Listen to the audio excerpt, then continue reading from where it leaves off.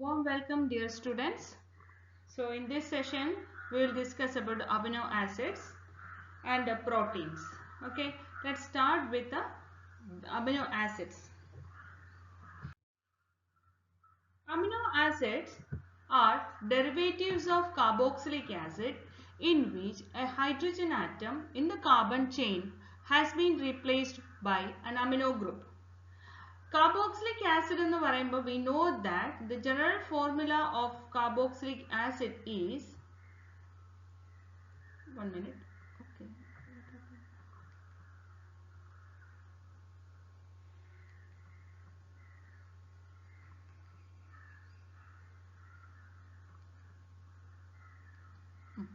The general formula of carboxylic acid is we can write it as RCH2COOH. Okay, this is an example of a carboxylic acid.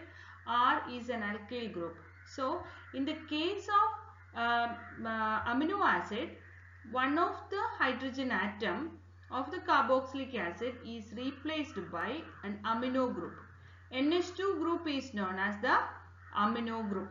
Okay, so if the carboxylic acid contains both amino group and carboxylic group, then we say that that particular compound is an amino acid.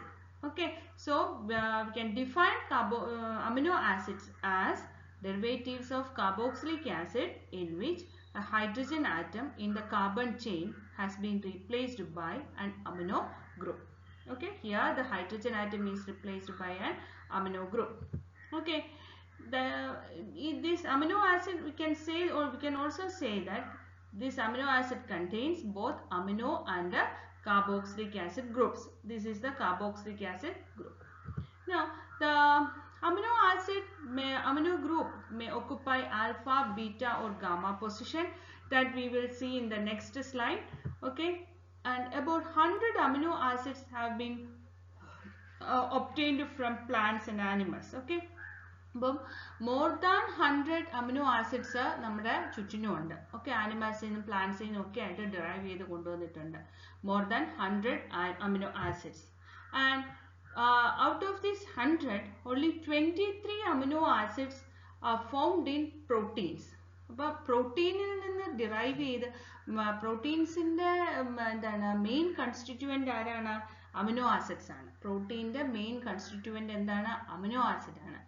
ഈ പ്രോട്ടീനിൽ നിന്ന് നമുക്ക് എത്ര എണ്ണം കണ്ടെത്തിയിരിക്കുന്നത്? 23 amino acids ആണ് protein ഉണ്ടാക്കിയിരിക്കുന്നത്. And all these 23 amino acids are alpha amino acids. Okay, they are categorized under the category of alpha amino acids. Alpha amino acids എന്താണ് നമ്മൾ നെക്സ്റ്റ് സ്ലൈഡ് നമ്മൾ പറയുന്നുണ്ട്. Okay, and all amino acids except glycine are optically active. Okay, ഒരുപാട് ടൈപ്പിലുള്ള amino acids ഉണ്ട്. പിന്നെ glycine ഉണ്ട്, alanine, serine, tryptophan, അങ്ങനെ ഒരുപാട് അമിനോ ആസിഡ്സ് ഉണ്ട്. അതിനകത്ത് ഗ്ലൈസിൻ ഒഴികെ ബാക്കി എല്ലാ അമിനോ ആസിഡ്സും എന്താണ്? ഒപ്റ്റിക്കൽ ആക്ടിവിറ്റി കാണിക്കുന്നവരാണ്. ഓക്കെ, സോ നമുക്ക് now let's see the classification of amino acids. Okay, based on the position of the amino group with respect to the carboxylic group, we can classify amino acids into 3 categories. They are alpha amino acids, beta amino acids and gamma amino acids. അപ്പം നമ്മൾ നേരത്തെ പറഞ്ഞു R നമ്മുടെ general formula എന്ന് പറയുന്നത് RCH2COOH carboxylic acid ആണെങ്കിൽ ഇവിടുത്തെ ഒരു ഹൈഡ്രജൻ ആറ്റം മാറി അവിടെ ഒരു അമിനോ ഗ്രൂപ്പ് വരാം. ഓക്കെ, അല്ലെങ്കിൽ നമുക്ക് ഇങ്ങനെ വേണമെങ്കിൽ കൊടുക്കാം. ഈ ആറിനെ ഞാനൊന്ന് എക്സ്പാൻഡ് ചെയ്യാം. R എന്ന് പറയുന്ന ഒരു അൽക്കിൽ ഗ്രൂപ്പാണ്. അങ്ങനെയാണെങ്കിൽ ഞാൻ ഒന്ന് എക്സ്പാൻഡ് ചെയ്ത് എഴുതുകയാണ്. Okay, this is an example of an amino acid. Here, this carboxylic acid ഗ്രൂപ്പിനെയാണ് നമ്മൾ മെയിൻ ചെയിൻ ആയിട്ട് എടുക്കുന്നത്. ഈ COOH ഗ്രൂപ്പിൽ നിന്ന് ഫസ്റ്റ് വരുന്ന കാർബൺ ആറ്റത്തിനെ നമ്മൾ എന്ത് പറയുന്നറിയോ? ആൽഫ കാർബൺ ആറ്റം എന്ന് പറയും. രണ്ടാമത് വരുന്ന കാർബൺ ആറ്റത്തിനെ നമ്മൾ ബീറ്റ കാർബൺ ആറ്റം എന്ന് പറയും. ഇതിനെ നമ്മൾ ഗാമ കാർബൺ ആറ്റം എന്ന് പറയും. ഇതിനെ ഡെൽറ്റ കാർബൺ ആറ്റം എന്ന് പറയും. അങ്ങനെ പുറകിലോട്ട് പോകുന്നത്. ഓക്കെ, ഇനി നമ്മുടെ amino group NH2 group alpha carbon ആറ്റത്തിൽ ആണ് വരുന്നതെങ്കിൽ അതിനെ നമ്മൾ എന്ത് പറയും? ആൽഫ അമിനോ ആസിഡ്സ് എന്ന് പറയും. Okay, amino group NH2 group alpha carbon ആറ്റത്തിലാണ് വരുന്നെങ്കിൽ അതിനെ നമ്മൾ എന്ത് പറയും? ആൽഫ അമിനോ ആസിഡ്സ് എന്ന് പറയും. ഓക്കെ, നേരത്തെ പറഞ്ഞു ആനിമൽസിൽ നിന്ന് അല്ലെങ്കിൽ പ്രോട്ടീൻസിൽ നിന്ന് ഡിറൈവ് ചെയ്ത് വരുന്ന 23 അമിനോ ആസിഡ്സും എന്താണ്? ആൽഫ അമിനോ ആസിഡ്സ് ആണ്. ഓക്കെ, ദെൻ സെക്കൻഡ് ടൈപ്പ് എന്ന് പറയുന്നത് beta amino acids. Beta amino ആസിഡ്സിന്റെ പ്രത്യേകത എന്തായിരിക്കും? CH3, CH2, CHNH2, then CH2, COOH. Okay, here this amino group is placed in the beta carbon atom. ഇത് alpha ആയിരുന്നു, ഇത് beta. Beta carbon ആറ്റത്തിലാണ് amino group എങ്കിൽ നമ്മൾ അവരെ എന്ത് പറയും? ബീറ്റ അമിനോ ആസിഡ്സ് എന്ന് പറയും. Similarly gamma amino acids. Gamma amino acids എന്ന് പറയുമ്പോൾ എന്താ വരുന്നത്? CH3, CHNH2, CH2, CH2, COOH. അപ്പം alpha, beta, gamma. Gamma carbon ആറ്റത്തിലാണ് അമിനോ ഗ്രൂപ്പ് വരുന്നതെങ്കിൽ നമ്മൾ അതിനെ എന്ത് പറയും? ഗാമ അമിനോ ആസിഡ് എന്ന് പറയും. Okay, and among these alpha amino acids are the most important as they are the final product of the hydrolysis of peptides and proteins. Proteins in the derive ചെയ്തു വരുന്ന എല്ലാ amino acids എന്താണ്? Alpha amino acids ആണ് ആയിട്ടാണ് വരുന്നത്. ഇനി നമ്മുടെ amino ഗ്രൂപ്പ്സും carboxylic acid ഗ്രൂപ്പ്സും ഒന്നിലധികം വരാം. ഓക്കെ, ഒരു ഇതെടുക്കുമ്പോൾ അമിനോ ആസിഡ് എടുക്കുമ്പോൾ ഒന്നിലധികം അമിനോ ഗ്രൂപ്പ്സും അതുപോലെ തന്നെ കാർബോക്സിലിക് ഗ്രൂപ്പ്സും വരും. ഓക്കെ, അങ്ങനെ അതിനെ ബേസ് ചെയ്ത് നമുക്ക് വീണ്ടും ഈ അമിനോ ആസിഡിനെ വേറൊരു രീതിയിൽ ക്ലാസിഫൈ ചെയ്യാം. ന്യൂട്രൽ അമിനോ ആസിഡ്, അതുപോലെ തന്നെ basic amino acids and acidic amino acid. Okay, നമുക്ക് കാർബോക്സിലിക് ആസിഡിനെ നമുക്ക് എഴുതാം CH2 COOH, അതിനകത്ത് ഹൈഡ്രജനെ റീപ്ലേസ് ചെയ്ത് അവിടെ ഒരു അമിനോ ഗ്രൂപ്പ് വന്നു. We know that this amino group is basic in nature. This amino group is basic in nature, whereas this COOH group is acidic in nature. Okay, ഇപ്പം ഒരേ ഇതിനകത്ത് തന്നെ രണ്ടെണ്ണം ഈക്വൽ നമ്പർ വരികയാണ്. Equal number of amino basic ഗ്രൂപ്പ്സും acidic ഗ്രൂപ്പും equal ആയിട്ട് വരുവാണെങ്കിൽ the resulting amino acid exists as a neutral amino acid. Okay, so based okay sorry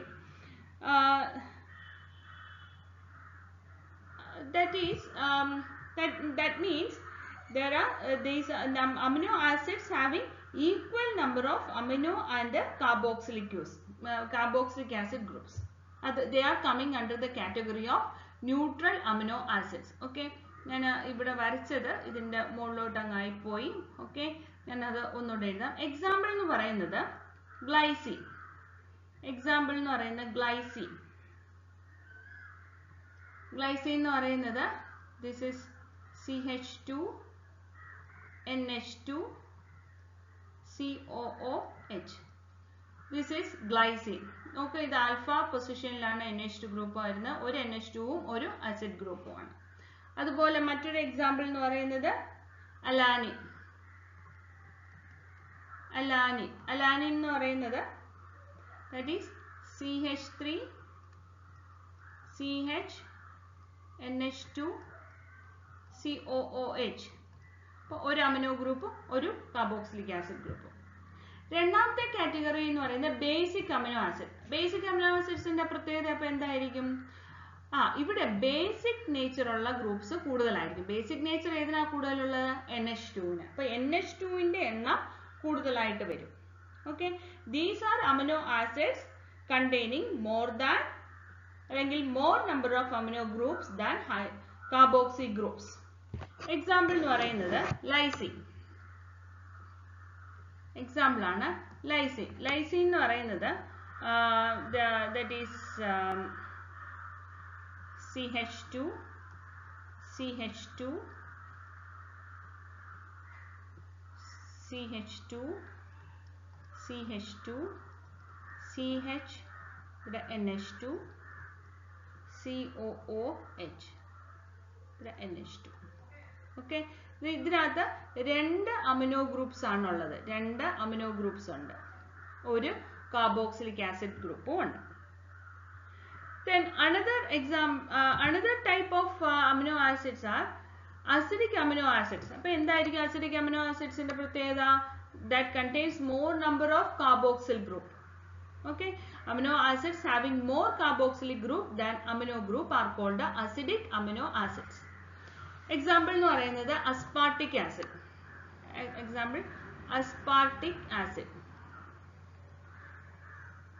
Aspartic acid എന്ന് പറയുന്നത്, എൻ്റെ ഫോർമുല എന്ന് പറയുന്നത് CH2, this is COOH, CH, NH2, COOH. നോക്കാം, ഇവിടെ 2 കാർബോക്സിലിക് ആസിഡ് ഗ്രൂപ്പുകൾ ഉണ്ട്.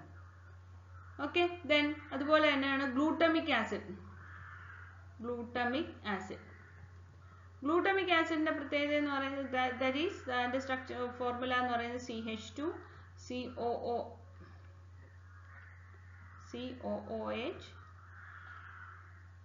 then CH2, CH, NH2, COOH. This is glutamic acid. So aspartic acid and glutamic acids are examples of acidic amino acids. Okay, now there are another classification, that is essential and non-essential amino acids. Essential amino acids എന്ന് പറയുന്നത് the amino acids whose absence in the human body retards the growth and may even cause death, but which the body cannot synthesize are called essential amino acids. അപ്പോൾ ബോഡിക്ക് സ്വന്തമായിട്ട് ഉണ്ടാക്കിയെടുക്കാൻ പറ്റുകയില്ല ഈ amino acids. പക്ഷേ അവരുടെ ഡെഫിഷ്യൻസി എന്ന് പറയുന്നത് it can even cos death. അപ്പോൾ എസെൻഷ്യൽ ആണ്, നിർബന്ധമായിട്ടും നമുക്ക് ശരീരത്തിന് വേണ്ടുന്നതാണ്. പക്ഷെ അത് ബോഡിക്ക് സ്വന്തമായിട്ട് ഉണ്ടാക്കിയെടുക്കാൻ പറ്റത്തില്ല. അത് നമ്മുടെ ഡയറ്റിൽ കൂടി വേണം നമ്മുടെ ശരീരത്തേക്ക് എത്തിച്ചേരേണ്ടത്. അങ്ങനെയുള്ള അമിനോ ആസിഡ്സിനെയാണ് നമ്മൾ എസെൻഷ്യൽ അമിനോ ആസിഡ്സ് എന്ന് പറയുന്നത്. They are also known as indispensable amino acids. Example എന്ന് പറയുന്ന വാലിൻ, ഫിനൈലലാനിൻ, ട്രിപ്റ്റോഫാൻ, ഇവരെല്ലാം എന്തിന്റെ കാറ്റഗറിയിലാണ് വരുന്നത്? എസെൻഷ്യൽ അമിനോ ആസിഡ്സിന്റെ കാറ്റഗറിയിലാണ് വരുന്നത്. And another type of amino acids are non-essential amino acids. ഇത് ബോഡിക്ക് സ്വന്തമായിട്ട് ഉണ്ടാക്കിയെടുക്കാം. ബോഡി പാർട്സ് പലയിടത്തായിട്ട് ഇതിനെ ഉണ്ടാക്കിയെടുക്കാനായിട്ട് സാധിക്കും. Okay, the amino acids which can be synthesized from other compounds by the body are called non-essential amino acids. Okay, നമ്മുടെ ബോഡിക്ക് സ്വന്തമായിട്ട് ഉണ്ടാക്കിയെടുക്കാൻ പറ്റുന്നവരാണ് non essential amino acids or dispensable amino acids. അതിനകത്ത് എക്സാമ്പിൾ ആയിട്ട് വരുന്നതാണ് ഗ്ലൈസിൻ, അലാനിൻ, സെറിൻ തുടങ്ങിയവരൊക്കെ. Anyway, നമ്മളുടെ ഈ വരുന്ന അമിനോ ആസിഡ്സുകളെല്ലാം തന്നെ നമ്മുടെ ബോഡി ബിൽഡിങ്ങിന് എസെൻഷ്യൽ ആയിട്ട് വരുന്നവരാണ്. ഓക്കെ, പക്ഷെ എസെൻഷ്യൽ അമിനോ ആസിഡ്സിന്റെ കാറ്റഗറിയിൽ വരുന്നവർക്ക് അവന് നമ്മുടെ ബോഡിക്ക് സ്വന്തമായിട്ട് ഉണ്ടാക്കിയെടുക്കാൻ പറ്റത്തില്ല. ബട്ട് അതിന്റെ deficiency may even cos death. So this is about essential and non-essential amino acids. ഇനി നമുക്ക് നോക്കേണ്ട ഒരു ഇമ്പോർട്ടൻ്റ് ആയിട്ടുള്ള പോർഷൻ ആണ് zwitter ion structure of amino acids. അപ്പോൾ അമിനോ ആസിഡിന്റെ സ്ട്രക്ചർ ഞാൻ ഇവിടെ ഒന്നുകൂടെ വരയ്ക്കുകയാണ്. ദാറ്റ് ഈസ് നമുക്കൊന്നുകൂടെ നോക്കാം എങ്ങനെയാണ് അമിനോ ആസിഡ് എന്ന് പറയുന്നത്. That is R, C, CH, NH2. Here this is acid group COOH. Carboxylic acid group എന്ന് പറയുന്നത് ഇങ്ങനെയാണ് നിൽക്കുന്നത്. ഓക്കെ, COOH ഇങ്ങനെയാണ് കാർബോക്സിലിക് ഗ്രൂപ്പ് നിൽക്കുന്നത്. ഇത് amino group. This nitrogen has A lone pair of electron. ഇതുകൊണ്ട് ഈ പ്രസൻസ് ഓഫ് ലോൺ പെയർ ആണ് ഇതിനെ എന്തായിട്ട് മാറ്റി ഈ ഗ്രൂപ്പിനെ ബേസിക് ആയിട്ട് മാറ്റുന്നത്. അപ്പോൾ this species is ready for accepting a proton. Proton is a positively charged species. Okay, So due to the presence of this lone pair of electron on the nitrogen atom of the amino group, it is ready for accepting a proton. Proton means H plus ions ineyanu proton ennu parayunnu. Okay. So what happens is in sorry.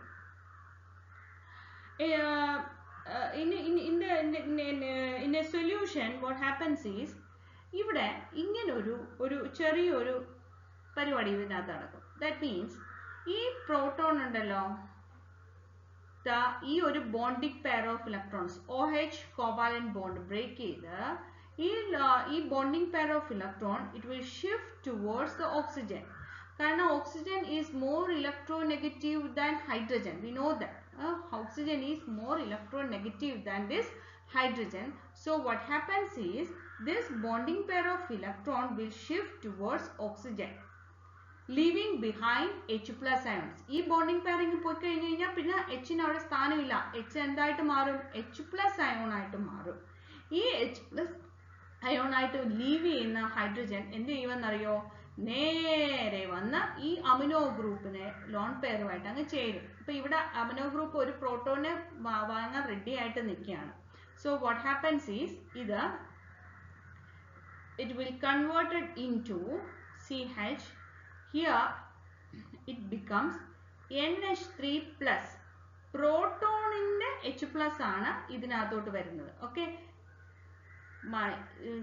C double bond O and this oxygen gets a negative charge. കാരണം ഇതിന്റെ bonding pair of electron ഓക്സിജനിലേക്ക് shift ചെയ്തു. So this molecule, ഇപ്പൊ നമുക്ക് structure വരയ്ക്കുമ്പോൾ ഇങ്ങനെ വരച്ചു കഴിഞ്ഞാലും this exists as this also exists in this form also. Ionic formil ഇവർ എന്ത് ചെയ്യുന്നുണ്ട്? എക്സിസ്റ്റ് ചെയ്യുന്നുണ്ട്. Here a proton transfer takes place in a kind of internal acid-base reaction. The product of this reaction is called the Switter ion. This species is known as Switter ion. ഇതിനെയാണ് നമ്മൾ എന്തെന്ന് പറയുന്നത്? Switter ion അല്ലെങ്കിൽ dipolar ion എന്ന് പറയുന്നത്. Dipolar ion എന്ന് വിളിക്കുന്നത്. So we can define Switter ion as an amino acid molecule containing both a positive and a negative charge. In solution, the Switter ion is in equilibrium with a little of the covalent form. അപ്പോൾ ഇത് ഈ ഒരു equilibrium sign കൊടുക്കണം. equilibrium sign ആണ് ഈ കൊടുത്തിരിക്കുന്നത്. equilibriumത്തിലാണ് നിൽക്കുന്നത്. And amino acid forms Switter ions by internal transfer of proton. And Switter ion contains both positive and a negative charge. They are neutral and have no net charge. കാരണം എന്താ? ഒരേ മോളിക്യൂളിനകത്ത് തന്നെയാണ് എന്താ positive ചാർജും നെഗറ്റീവ് ചാർജും ഉള്ളത്. Equal number of positive and negative charge ആണ് ഉള്ളത്. അതുകൊണ്ട് എന്താ molecule as a whole it exist as neutral. Okay, മോളിക്യൂളിന്റെ മൊത്തത്തിൽ എടുത്ത് നോക്കുകയാണെങ്കിൽ അതിന്റെ ന്യൂട്രൽ സ്വഭാവവും, പക്ഷേ ഓരോ എൻസിലും എന്തുണ്ട്? പോസിറ്റീവ് ചാർജ് ഉണ്ട്, നെഗറ്റീവ് ചാർജ് ഉണ്ട്. അതുകൊണ്ടാണ് അവർ എന്തെന്നും വിളിക്കുന്നത്? ഡൈപോളാർ അയോൺ എന്നും വിളിക്കുന്നത്. ക്ലിയർ ആയി? ഇനി നമുക്ക് ഒന്നുകൂടെ നമ്മുടെ സ്വിറ്റർ അയോണിനെ ഒന്നുകൂടെ റെപ്രസെന്റ് ചെയ്യാം. ഓക്കെ, സ്വിറ്റർ അയോണിനെ നമുക്ക് റെപ്രസെന്റ് ചെയ്യുമ്പോൾ എങ്ങനെയായിരുന്നു? R CH NH3 plus COO minus. ഇതായിരുന്നല്ലോ സ്വിറ്റർ അയോൺ ആയിട്ട് നിന്നത്. ഓക്കെ, ഈ സ്വിറ്റർ അയോണിനെ this is actually amphoteric in nature. That means it can react with the acid and the base. Okay, minus charge ആയതുകൊണ്ട് ഇതിന് വേണമെങ്കിൽ ആസിഡുമായിട്ട് റിയാക്ട് ചെയ്യും. അതുപോലെ ഇതിനൊരു പ്ലസ് ചാർജ് നൈട്രയിൽ കിടക്കുന്നുണ്ട്, ഇതൊരു ബേസുമായിട്ടും റിയാക്ട് ചെയ്യും. So therefore we can say that this one is amphoteric in nature. Suppose ഇതിനകത്തേക്ക് നമ്മൾ H plus ions, അതായത് ആസിഡ്സ് ആഡ് ചെയ്യാന്ന് വെച്ചു. H plus ion ആഡ് ചെയ്യുമ്പോൾ what will happen? This molecule get converted into ഈ സ്വിറ്റർ ion എങ്ങനെയായി മാറും?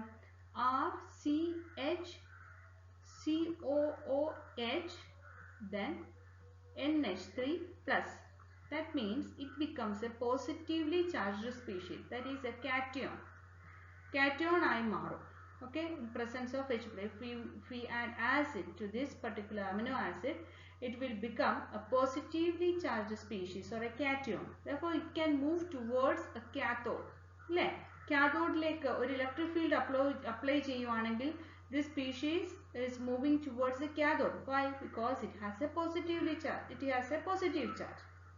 Similarly, when this amino acid that is in the Switzerland form to this particular form, if we are adding OH minus ions, that is base add ചെയ്യുമ്പോഴത്തേക്കും what will happen?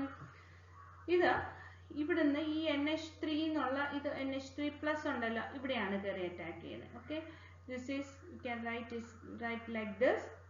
എന്താ സംഭവിക്കുന്നതെന്ന് പറയുന്നത്, ഈ OH minus ആയുണ്ടല്ലോ, ഈ minus എന്ത് ചെയ്യും, H പ്ലസിനെ അങ്ങോട്ട് പിടിച്ചുകൊണ്ട് പോകും. ഓക്കെ, അപ്പോൾ ഈ ബോണ്ട് എന്ത് ചെയ്യും, ഇങ്ങോട്ട് ബ്രേക്ക് ചെയ്ത് നൈട്രജനിലേക്ക് ഷിഫ്റ്റ് ചെയ്യും. Okay, so what will happen, the result is CH. Here this is NH2. അതിൻ്റെ ലോൺ പെയർ പഴയതുപോലെ തന്നെ കിട്ടി. Then COO minus. Now this becomes an anion. ഇതൊരു ആനയോൺ ആയിട്ട് മാറി. ആനയോൺ എന്ന് പറയുന്നത് എന്താ, negatively charge species. So in an external electric field this species will move towards an anode. Okay, ആനോഡിലേക്ക് മൂവ് ചെയ്യും. Also, we can say that in acidic solution, amino acid exist as positive ions and are attracted towards the negative electrode, that is the cathode, in an electric field. Similarly, in a basic solution, amino acids exist as negative ions and are attracted towards the positive electrode, that is anode, in an electric field.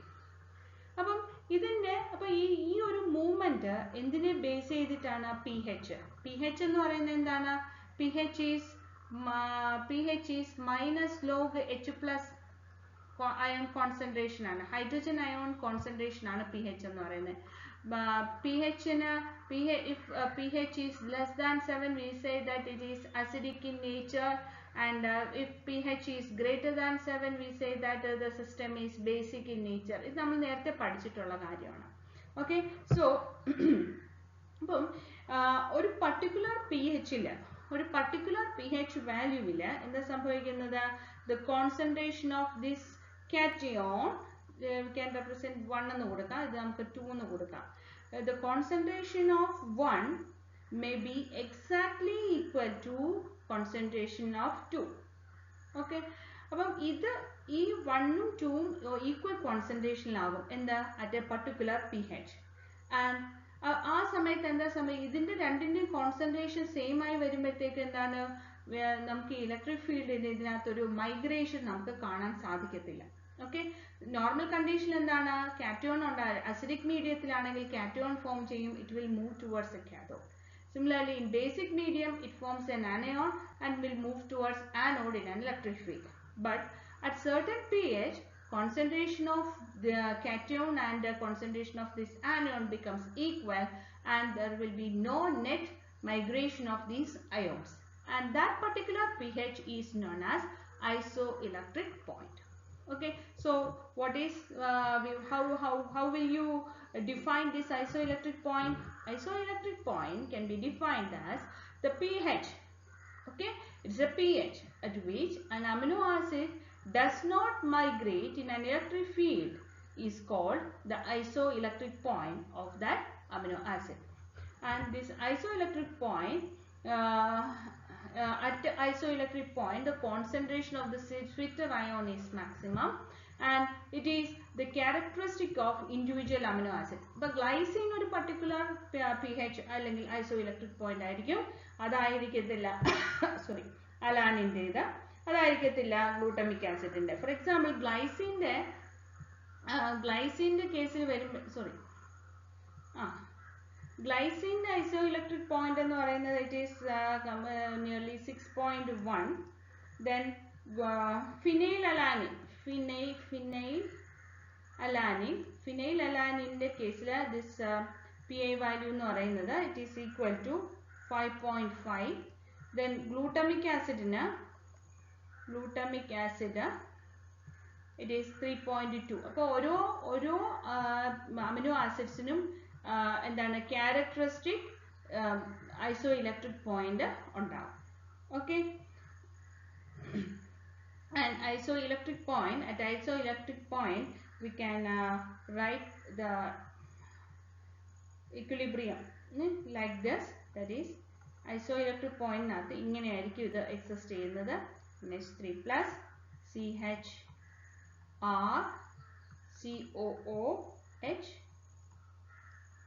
Okay, idu